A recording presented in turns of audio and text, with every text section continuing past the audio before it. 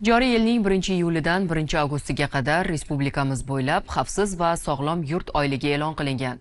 Uning doirasida yo'l harakati ishtirokchilarining qoidalarga qat'iy rioya etishi, yo'llarda harakatlanish madaniyatini yanada oshirish hamda yo'l harakati qoidalariga qaratilgan so'nggi o'zgartirish va qo'shimchalardan xabardor qilish maqsadida qator profilaktik tadbirlar tashkil etilmoqda.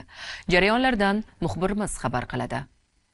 Joriy yilning 1-iyulidan 1-avgustiga qadar respublikamiz bo'ylab xavfsiz va sog'lom yurt oyligi e'lon qilingan. Uning doirasida yo'l harakati ishtirokchilarining qoidalariga rioya etish, yo'llarda harakatlanish madaniyatini yanada oshirish hamda yo'l harakati qoidalariga kiritilgan so'nggi o'zgartirish va qo'shimchalardan xabardor qilish maqsadida qator profilaktik tadbirlar tashkil etilmoqda.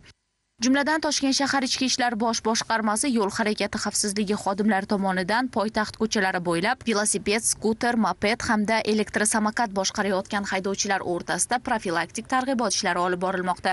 Reyd davomida haydovchilarga yo'l harakati qoidalari bo'yicha tushuntirishlar berilib, ularning harakatlanish vaqtida xavfsizlik choralariga qat'iy rioya etishlari zarurligi eslatib o'tildi. Shuningdek, yo'lning qatnov qismida harakatlanishda ehtiyotkor bo'lish, piyodalar va boshqa transport vositalariga xalaqit bermaslik belgilangan tartib qoidalarga amal qilish mumkinligi ta'kidlandi.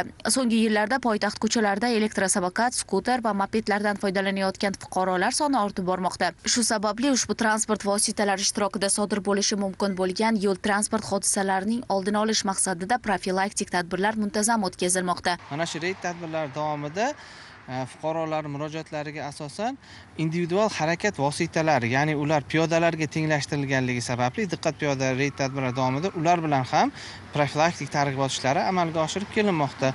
Xususan transport vositalariga tenglashtirilmagan, ya'ni kichik hajmli skuterlar, elektromopedlar, elektrosamokatlar hamda aynan samokat hamda velosiped haydovchilari bilan mana shu diqqat piyoda reyd tadbirlari doirasida profilaktik ishlar olib borilmoqda. Diyora G'aniyeva, Bobur Yo'ldoshev, Abdulloh Sultonxo'jayev, Zamon informatsion dasturi uchun.